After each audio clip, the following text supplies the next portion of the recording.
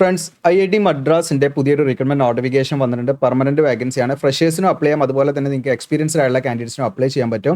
അപ്പോൾ ഇതിൻ്റെ നോട്ടിഫിക്കേഷൻ നമുക്ക് നോക്കാം. ഇതാണ് നോട്ടിഫിക്കേഷൻ. നിങ്ങൾക്ക് കാണാൻ Indian institute of technology Madras 24/9/2025 notification വന്നിരിക്കുന്നത്. അപ്പോൾ ഇതിൽ 3 കാറ്റഗറി പോസ്റ്റാണ്. ഗ്രൂപ്പ് എ വന്നിട്ടുണ്ട്, ഗ്രൂപ്പ് ബി പോസ്റ്റ് വന്നിട്ടുണ്ട്, ഗ്രൂപ്പ് സി പോസ്റ്റ് ഉണ്ട്. ഗ്രൂപ്പ് എന്താണ് കുറച്ച് കൂടിയ പോസ്റ്റ് നിങ്ങൾക്ക് കാണാൻ ഡെപ്യൂട്ടി രജിസ്ട്രാർ പോലെയുള്ള പോസ്റ്റിലാണ്, സീനിയർ ടെക്നിക്കൽ ഓഫീസർ. പിന്നെ ഇത് എക്സിക്യൂട്ടീവ് എഞ്ചിനീയർ ഡെപ്യൂട്ടേഷനാണ്.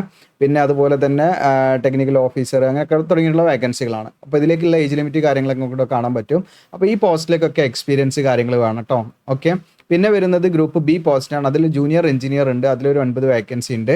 പിന്നെ അതുപോലെ നിങ്ങൾക്ക് ജൂനിയർ അസിസ്റ്റന്റ് എന്ന് പറയുന്ന പോസ്റ്റ് ഉണ്ട്, ഈ 12 വേക്കൻസി. ഈ 2 പോസ്റ്റാണ്. ഗ്രൂപ്പ് ബി പോസ്റ്റും ഗ്രൂപ്പ് സി പോസ്റ്റാണ് നമ്മളുടെ ഈ വീഡിയോയിൽ മെയിനായിട്ട് നമ്മൾ ഫോക്കസ് ചെയ്യുന്നത്. ബാക്കിയുള്ളതും ഉണ്ട്. ബാക്കി എക്സ്പീരിയൻസ് അത്യാവശ്യം വേണം കേട്ടോ. 8 വർഷം 5 വർഷമൊക്കെ എക്സ്പീരിയൻസ് കാര്യങ്ങളൊക്കെ വേണം അതിൽ. ഓക്കെ. അപ്പോൾ നമുക്കതിൻ്റെ ഇമ്പോർട്ടൻറ്റ് ഡേറ്റ്സ് നോക്കാം. ഓൺലൈൻ അപേക്ഷ സ്റ്റാർട്ട് ചെയ്യുന്നത് 27/9/2025 ഓൺലൈൻ അപേക്ഷയുടെ ക്ലോസിംഗ് ഡേറ്റ് 26/10/2025. അപ്പോൾ നേരെ നമുക്ക് എന്ത് ചെയ്യാം, ആദ്യം നിങ്ങൾ എലിജിബിൾ ആണോ നോക്കാം, എന്നിട്ട് ബാക്കി കാര്യങ്ങളൊക്കെ കേട്ടാൽ മതിയല്ലോ. അപ്പോൾ നമുക്ക് ആദ്യം തന്നെ ഏറ്റവും ഗ്രൂപ്പ് സി പോസ്റ്റ് ആയിട്ടുള്ള ജൂനിയർ അസിസ്റ്റന്റ് എന്ന് പറയുന്ന പോസ്റ്റ് നോക്കാം. ഇതിൽ ടോട്ടൽ 12 വേക്കൻസിയാണ്.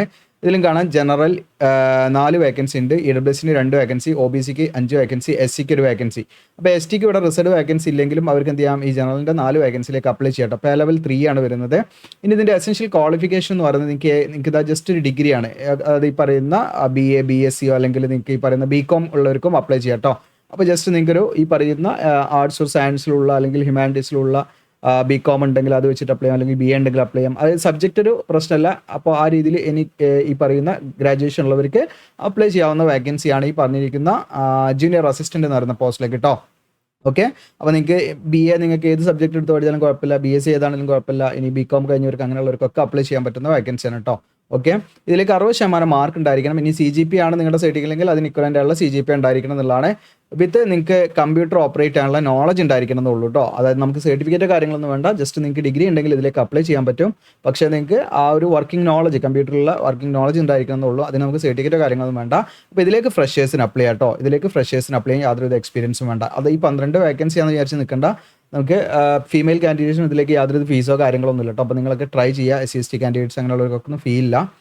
ഇനി ഇതിലേക്ക് ബാക്കിയുള്ള പോസ്റ്റ് നോക്കാം നമുക്ക്. ഇനി ജൂനിയർ എഞ്ചിനീയർ 9 വേക്കൻസി ഉണ്ട്. General 4, EWS 1, OBC 2, SC 1, ST 1 അങ്ങനെയാണ് വന്നത്. അപ്പോൾ ഇതിൽ കാണാൻ സിവിൽ എഞ്ചിനീയറിംഗ് ഓരോ ഡിസിപ്ലിൻ വൈസ് വേക്കൻസിയാണ്. ഇതിൽ സിവിലിൽ 5 വേക്കൻസി ഉണ്ട്. ഇതിലേക്ക് നിങ്ങൾക്കുള്ള ക്വാളിഫിക്കേഷൻ 60% മാർക്കോടുകൂടി നിങ്ങൾക്ക് ഈ പറയുന്ന സിവിൽ എഞ്ചിനീയറിംഗിലുള്ള ഡിഗ്രിയാണ്.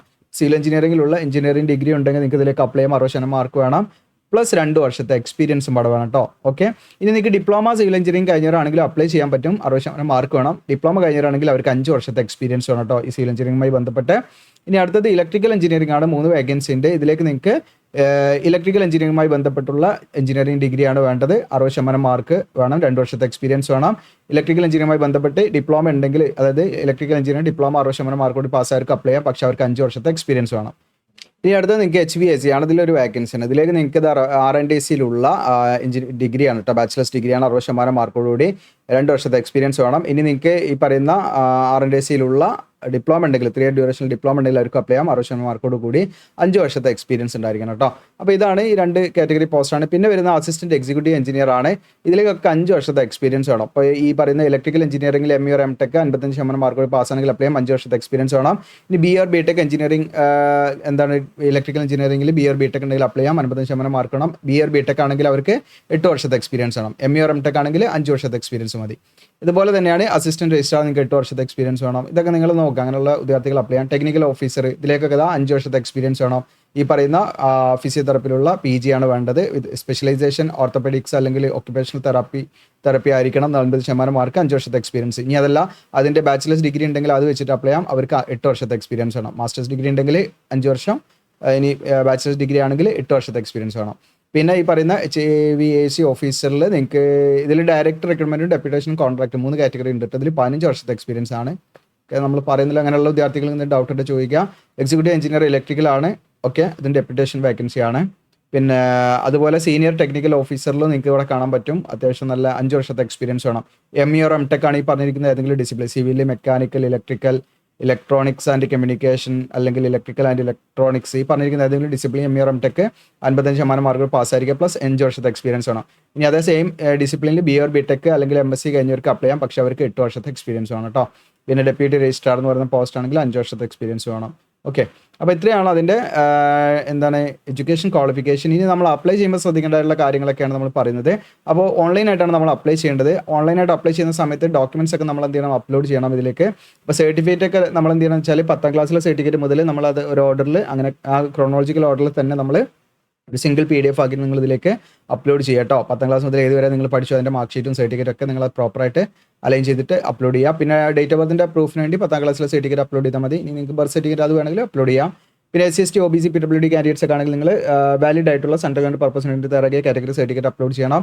OBC ആണെങ്കിൽ OBC നോൺ ക്രിമിനൽ സർട്ടിഫിക്കറ്റ് ആണ് അപ്ലോഡ് ചെയ്യേണ്ടത്. പിന്നെ എക്സ്പീരിയൻസ് സർട്ടിഫിക്കറ്റ് ഇതുപോലെ ക്രോണോളജിക്കൽ ഓർഡറിൽ നിങ്ങൾക്ക് ആ ഒരു ഓർഡറിൽ നമ്മൾ എന്ത് ചെയ്യണം, പ്രോപ്പറായിട്ട് അലൈൻ ചെയ്ത് അതിലേക്ക് എന്ത് ചെയ്യണം, അപ്ലോഡ് ചെയ്യണം. അതൊക്കെ എക്സ്പീരിയൻസ് ഉള്ള ഉദ്യോഗാർത്ഥികൾ അതിനനുസരിച്ച് ചെയ്യാം. പിന്നെ ഇതിലേക്ക് അപേക്ഷ ഫീസ് വരുന്നുണ്ട്. അപ്പോൾ സീരിയൽ നമ്പർ ഗ്രൂപ്പ് A എന്ന് പറയുന്ന പോസ്റ്റിലേക്ക് നിങ്ങൾ അപ്ലൈ ചെയ്യുകയാണെങ്കിൽ 1 to 7 ആണ് ഗ്രൂപ്പ് A വരുന്നത്. 1200 രൂപ ഫീ ആയിട്ട് വരും കേട്ടോ. എന്നാൽ ഗ്രൂപ്പ് B ആൻഡ് C എന്ന് പറയുന്ന സീരിയൽ നമ്പർ 8, 9 ആ ഒരു സീരിയൽ നമ്പറിലെ വേക്കൻസിയിലേക്ക് നിങ്ങൾക്ക് 600 രൂപയാണ് ഫീ വരുന്നത്. അപ്പോൾ ഗ്രൂപ്പ് B ആൻഡ് Cക്ക് 600 രൂപയും ഗ്രൂപ്പ് A പോസ്റ്റിലേക്ക് 1200 രൂപയാണ് ഫീ ആയിട്ട് വരുന്നത്. ഇനി SC ST കാൻഡിഡേറ്റ്സിനും ഫീ വേണ്ട, PWD കാൻഡിഡേറ്റ്സിന് ഫീ വേണ്ട, അതുപോലെ നിങ്ങളുടെ ഫീമെയിൽ കാൻഡിഡേറ്റ്സിനും യാതൊരുവിധ ഫീയും വേണ്ട കേട്ടോ. ഫ്രീ ആയിട്ട് അപ്ലൈ ചെയ്യാൻ പറ്റും. ഇനി ഇതിലേക്ക് ഒരു ഉദ്യോഗാർത്ഥിക്ക് എത്ര പോസ്റ്റിലേക്കാണെങ്കിൽ അപ്ലൈ ചെയ്യാം. അങ്ങനെ അപ്ലൈ ആണെങ്കിൽ നിങ്ങൾ എന്ത് ചെയ്യണം, സെപ്പറേറ്റ് അപ്ലൈ ചെയ്യണം, സെപ്പറേറ്റ് ആയിട്ട് ഫീയും അടയ്ക്കണം കേട്ടോ.